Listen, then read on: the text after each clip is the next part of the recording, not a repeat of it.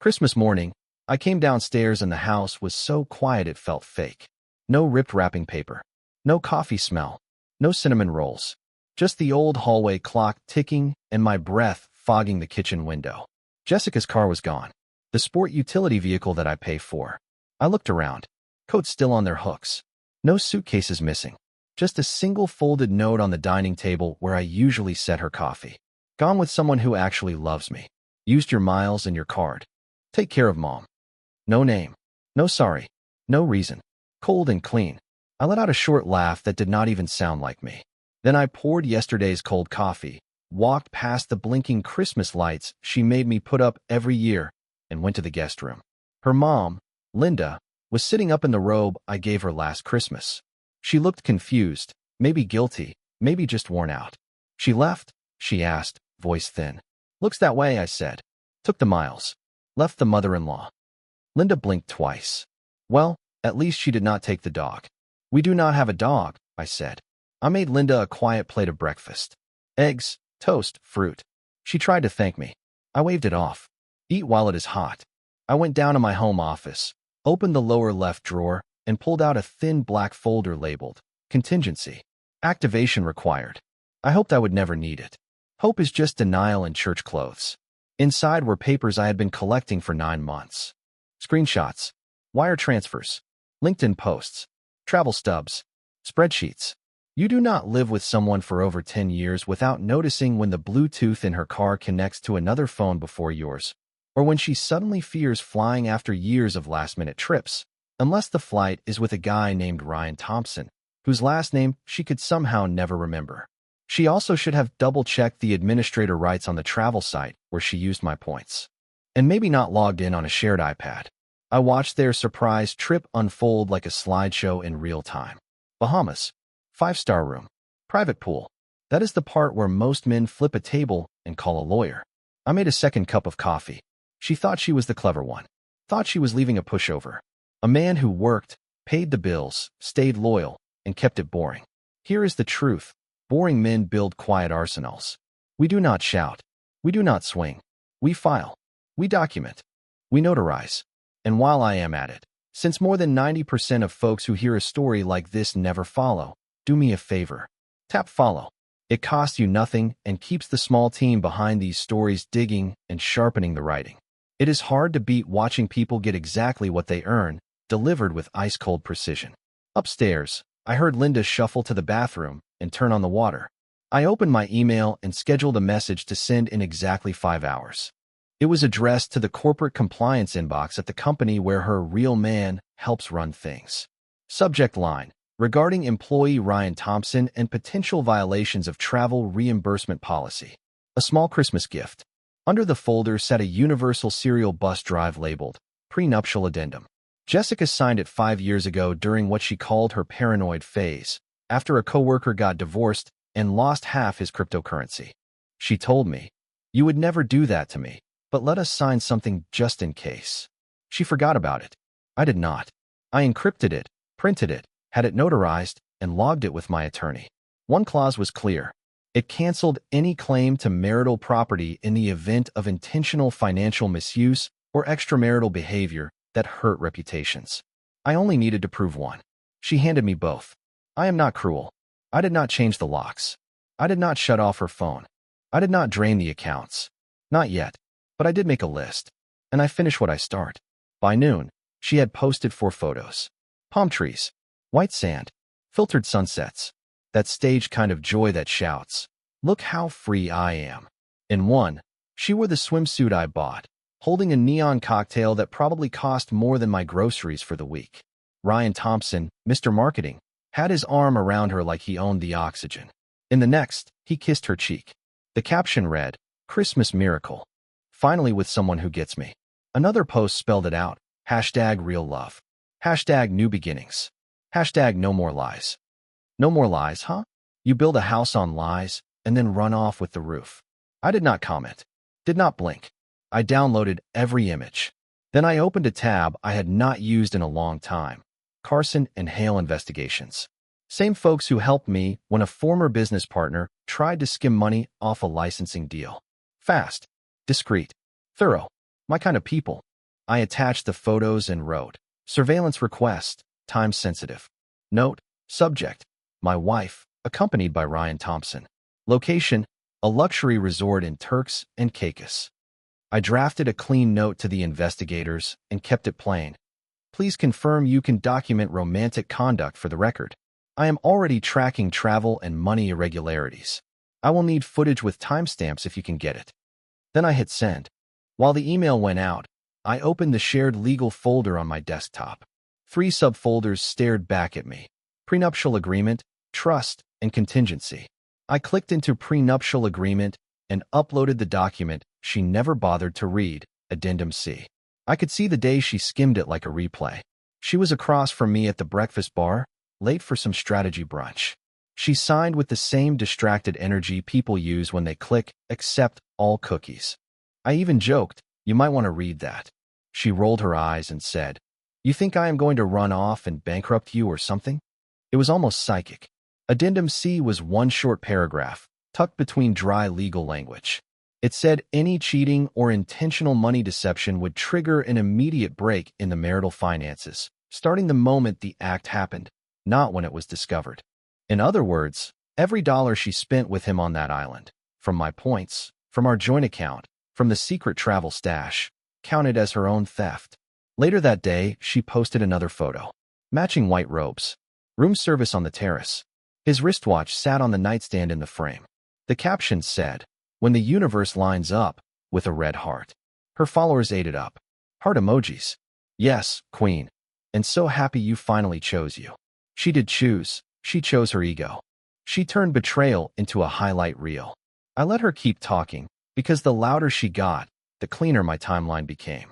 Every post was another breadcrumb of self-incrimination. I made a grilled cheese for lunch, her favorite, oddly enough, and ate in the quiet while I checked the latest alerts from my finance monitor. She had pulled $4,200 in the last 72 hours. About half went to the resort. The rest was a split between the spa, a designer boutique, and a diamond-studded phone case. Very practical. I marked each charge in red on the spreadsheet. It felt steadying, like ticking off minutes on a clock. By late afternoon, my investigator replied, "Team already en route. 2 agents with cameras and drones. We expect high-resolution footage within 48 hours." They had also confirmed the resort's privacy policy, which becomes flexible when corporate fraud might be involved. Turns out Ryan Thompson booked the room under his company's executive account. He probably thought a holiday weekend would hide the flag. That is the difference between cheating and cheating smart. Before I logged off, I added one more file to the shared folder, a short affidavit from my financial advisor. It was dated a month ago. It noted unusual activity in our joint accounts. I had requested it under the cover of a routine marital asset review, just in case she ever went scorched earth. The irony wrote itself. She lit the match. Dusk settled. I heard Linda coughing down the hall. I helped her back into bed, made tea, and told her not to worry. "They will be back soon," I said. And they would come back. But not to the home she left. They would walk into a courtroom with central heating. This time, I was not the one left behind. I was the one drawing the map. The next morning, I did something I had never done. I called a number with the clear intent to end someone's career. No anger. No yelling. Just precision. I found the compliance hotline buried in the tiny footer on Ryan's company website. Ethics and misconduct reporting. It offered anonymous or direct. I chose direct. 3 rings. A sharp, professional woman answered. Corporate ethics and compliance. "This is Dana." I kept my voice even. "Hello. My name is Tom Walker.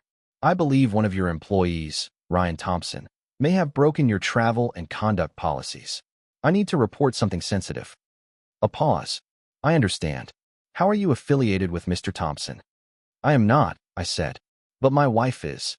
Another pause, longer. "All right. What, exactly, are you alleging?" "I am not making claims without proof," I said. "I am sending you a folder. It contains geotagged photos of your employee on a resort trip. The billing appears to have gone through your corporate travel system. The room was booked under his executive account. He is accompanied by my wife, who has no legal business with your company. The files include timestamps, including one image of him working on what looks like a company-issued laptop with your logo sticker visible on the screen." She cleared her throat. Can you forward those files? Already done, I said. Please check your inbox. Subject line, Code of Conduct Clarification, Ryan Thompson. I heard typing, then a sharp inhale. I see them, she said. I will let you decide if his behavior fits your company's values, I said. Just so we are clear, I am not pressing charges yet. I figured you would want to know what kind of brand ambassador you have flying first class on Christmas Day. Her tone shifted, still professional, but with a hint of dread.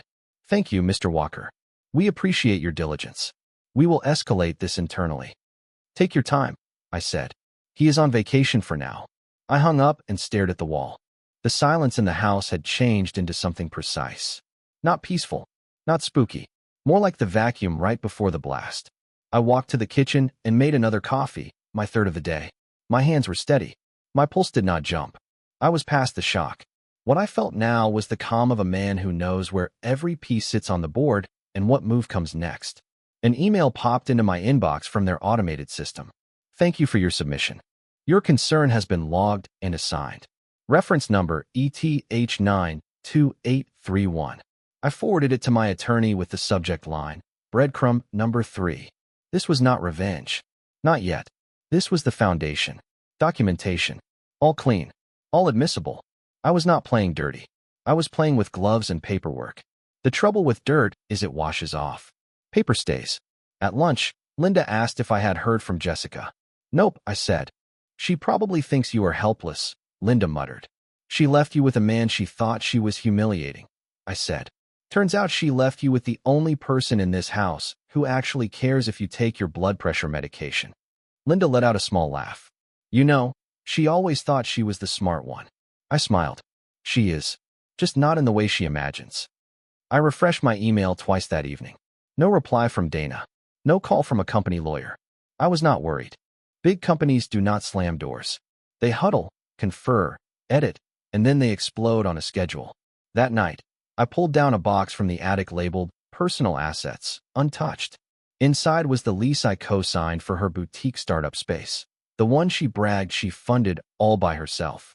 I highlighted my name, the shared liability clause, and the subparagraph about conflicts with proprietary branding. Then I slid it into a new folder on my desk called Leverage, Soft. If she thought that trip was her new beginning, she was writing her professional obituary. The best part? I would not even have to write it. Corporate would. They always do.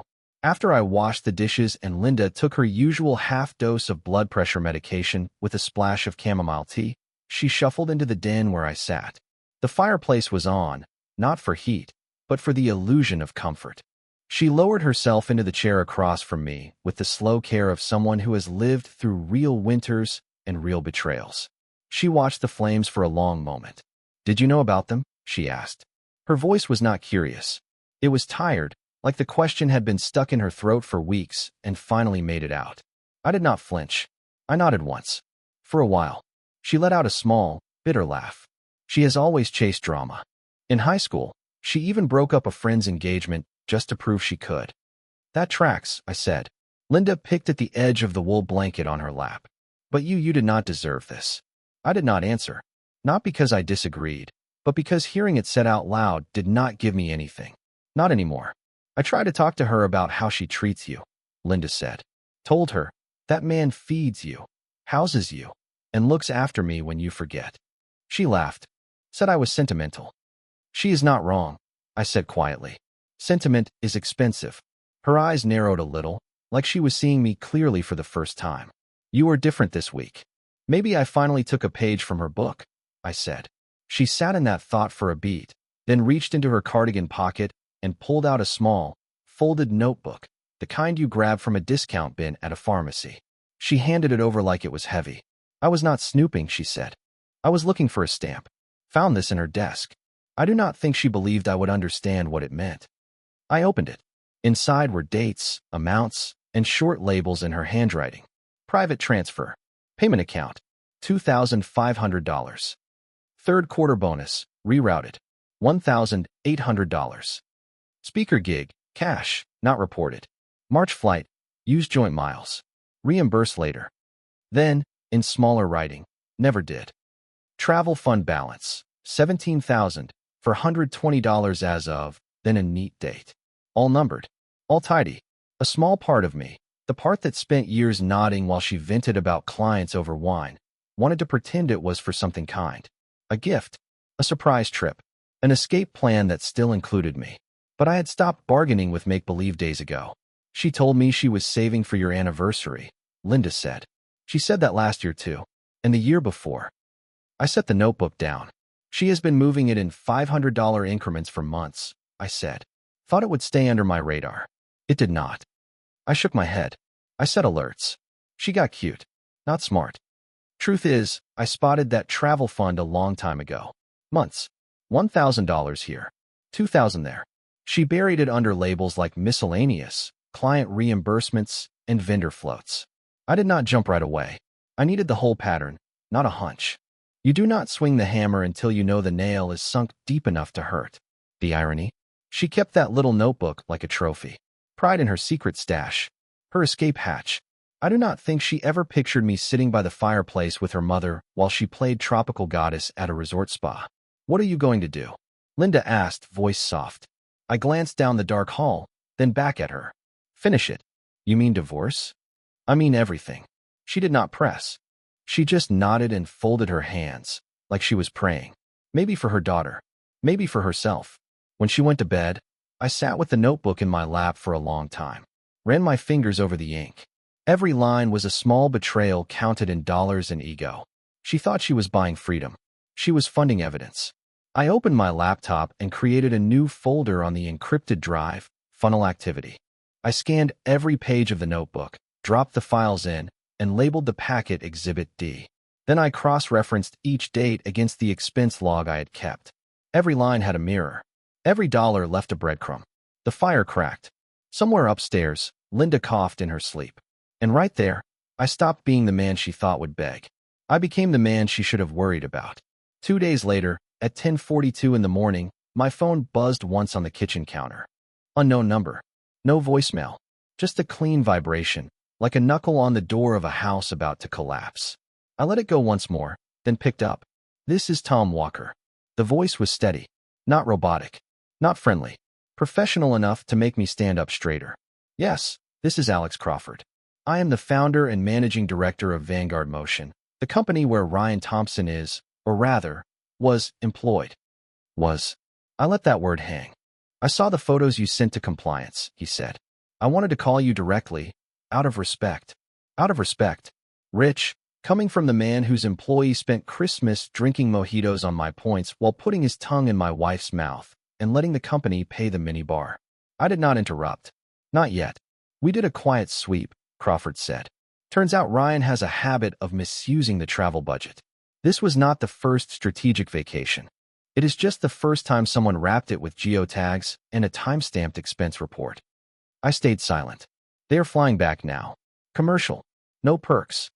I looked at the suitcase by the door, hers. I had unpacked it after she left it half full. People who romanticize escape always believe they can come back. They think the door will still be open. They think the couch will still be warm for their tears.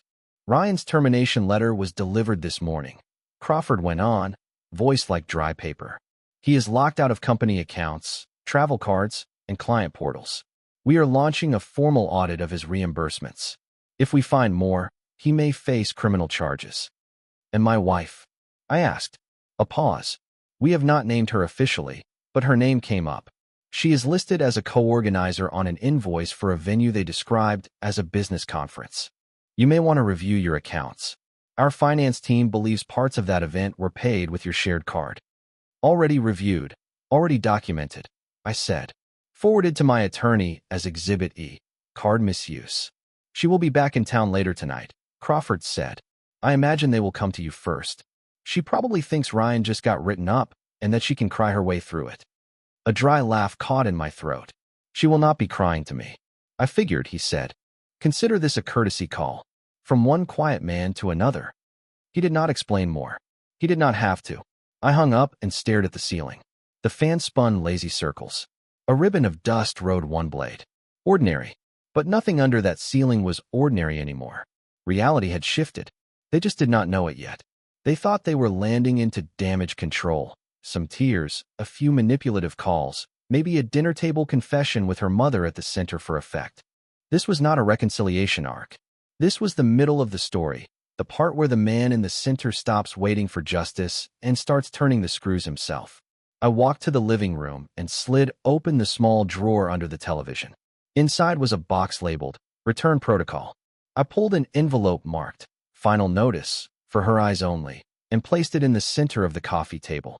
Inside the envelope was a printed copy of the prenuptial addendum, photocopies of the funnel notebook, key lines highlighted, and a single still frame pulled from the resort drone footage, Jessica and Ryan Thompson holding hands by the pool.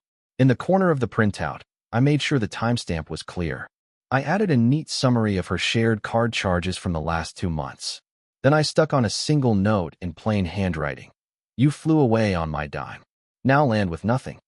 I sealed the envelope. I did not need to shout. I did not need to rage. The company had already done the rough work. The walls were closing in from the outside. All I had to do was make sure the door stayed shut. The morning they were due to land, I met my attorney just after sunrise. He is the kind of man who does not pry.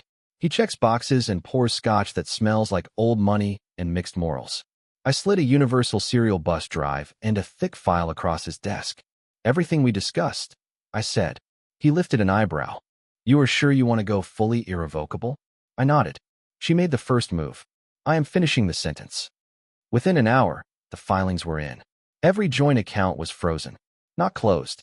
Just locked so tight that any transfer attempt would alert me and the bank's fraud desk.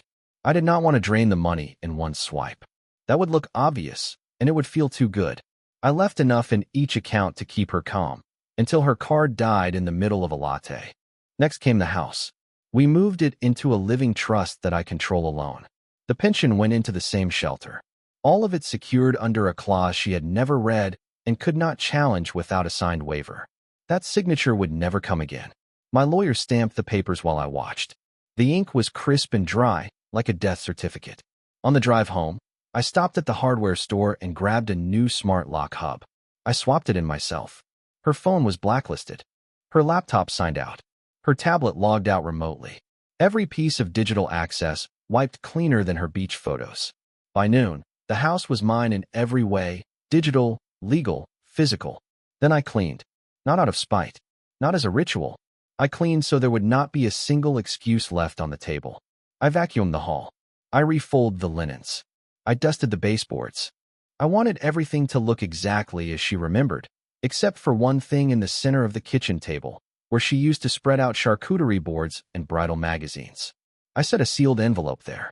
Thick, firm, unbending. Across the front, in my hand, upon return. It was not taped shut. Just folded with weight, the posture of a warning. Inside were the pieces she needed to understand her new reality. No long letter. No flowery speech. Just the prenuptial clause she never remembered signing. The trust transfer documents. An account summary showing $0 left in her travel fund. A screenshot of her failed attempt to open the smart lock, timestamped to the minute. And a single line on company letterhead, forwarded by my contact at Alex Crawford's firm. Termination effective immediately. Internal investigation pending. Do not return to any Vanguard Motion property. I tucked that line just under the flap, so it would be the first thing she saw. Then I stepped back and took in the house. What I felt was not relief and not victory. It was a stillness, like the air right before a storm breaks. For the first time in this whole mess, I was not reacting. I was setting the tempo. She would land. She would check her balance. She would try her phone on the front door and fail. She would check again.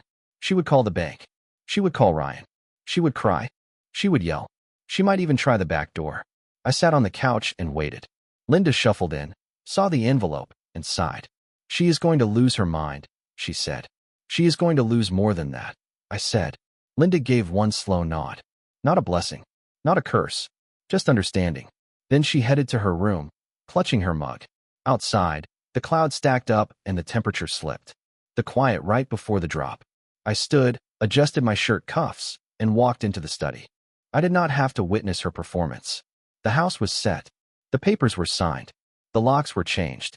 The man she expected to beg was gone. In his place sat someone simple and dangerous, a man with nothing left to lose and everything already accounted for. Around 6:30 that evening, Tires crunched over a thin skin of ice on the driveway. That sound, that pause when a car stops a little too close to the garage, used to mean she was home. Now it meant the wolves thought they could stroll back into the den after they burned it down.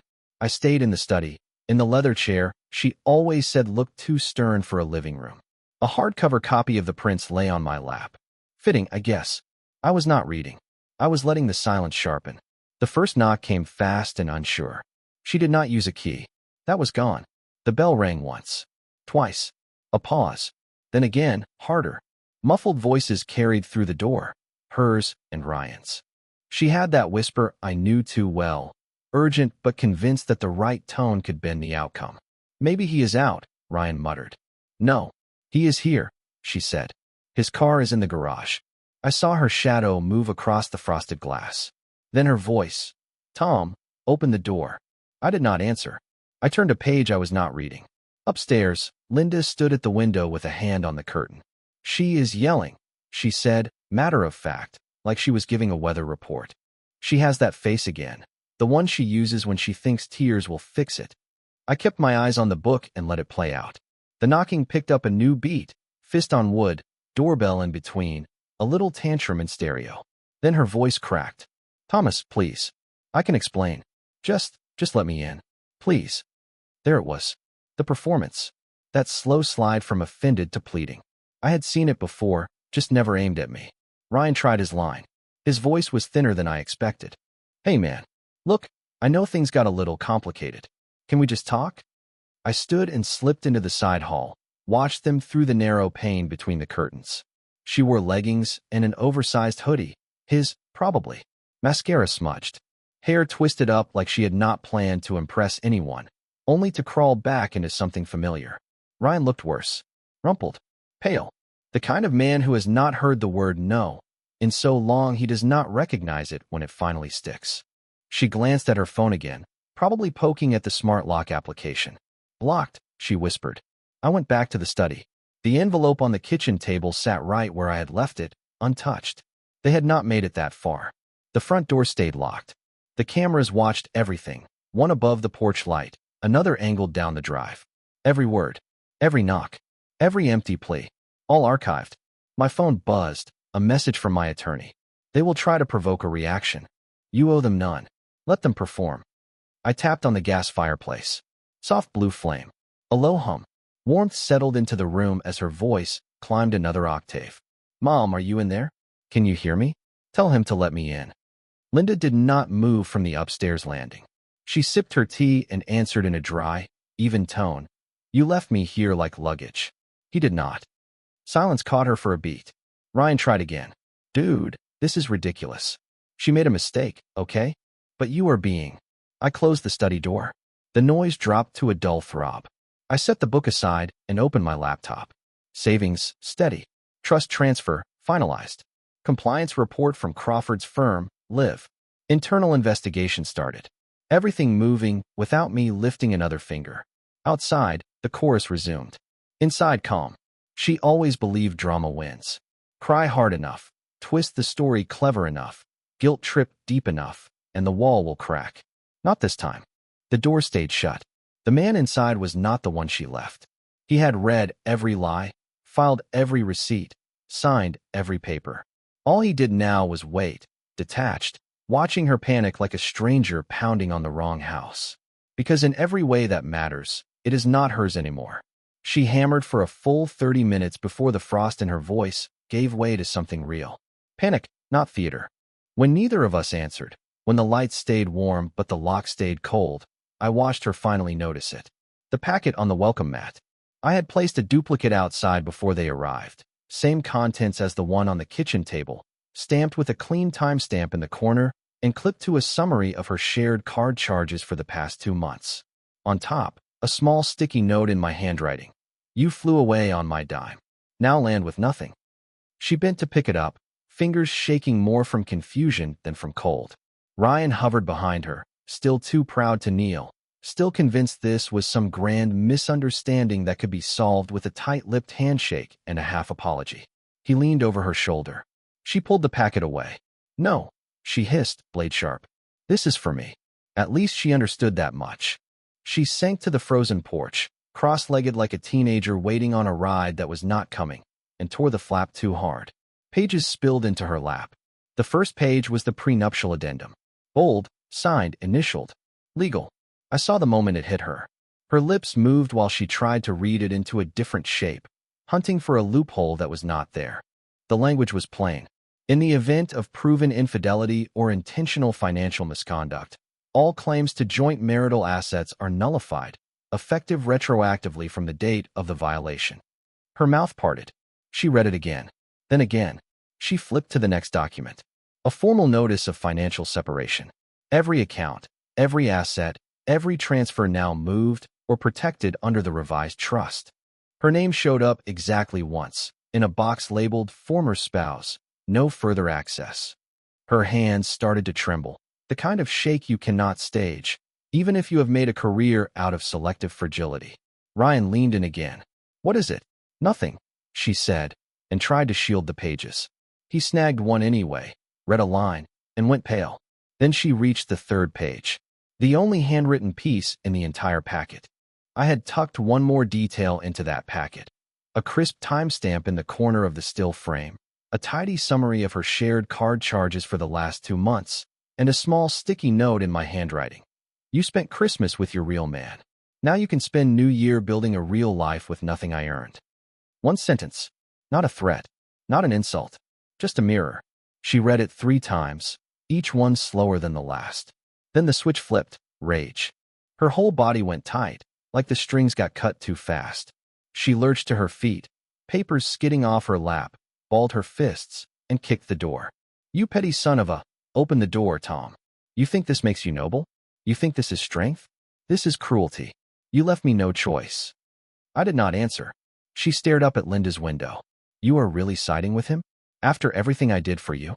Linda sipped her tea like a queen watching a rebellion. She did not blink. Ryan tugged at Jessica's sleeve. Let us go, he muttered. This is getting weird. No, she snapped. He cannot do this. This is not over. Ryan stepped back, jaw tight, eyes jittering like a man seeing the trailer for the life he did not want. Actually, he said, voice flat, I think it is. That was the first real crack, not in her voice, but in her plan. She scooped the papers off the porch like they were cursed and stuffed them into her tote. Then she finally noticed the security camera above the door. The tiny red light blinked. Recording. All of it. She froze. For the first time all night, I saw fear. Not fear of me. Fear of what comes next. The audit. The lawsuit risk from Vanguard Motion. The ledger of every misused dollar and every photograph with location data baked in. That is the thing about consequences. They do not arrive like thunder. They show up as certified letters, time-stamped footage, and a sealed envelope on a frozen porch.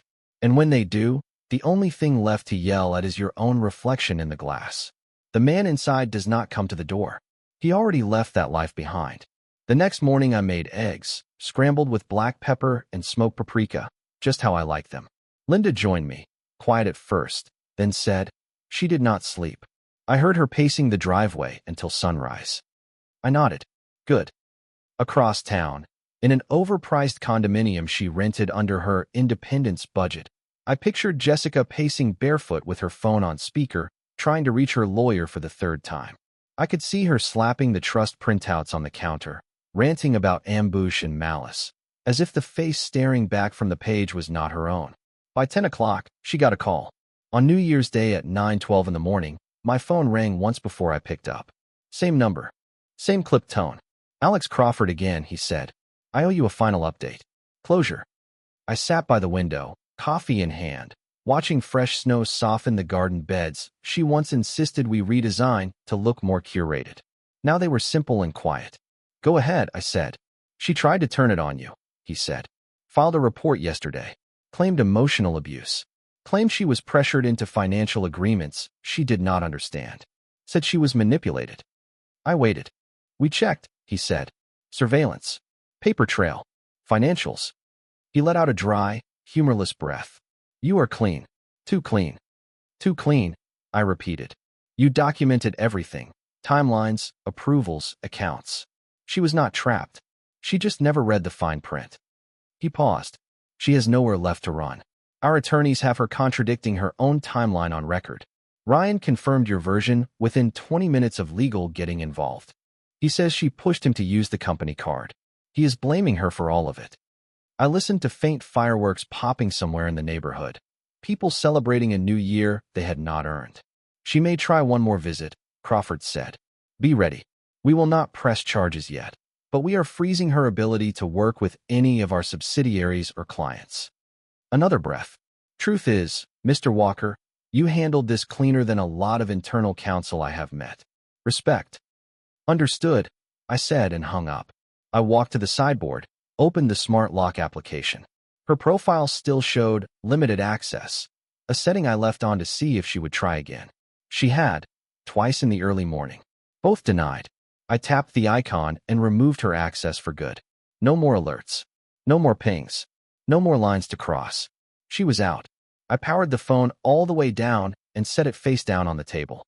More fireworks thumped in the distance.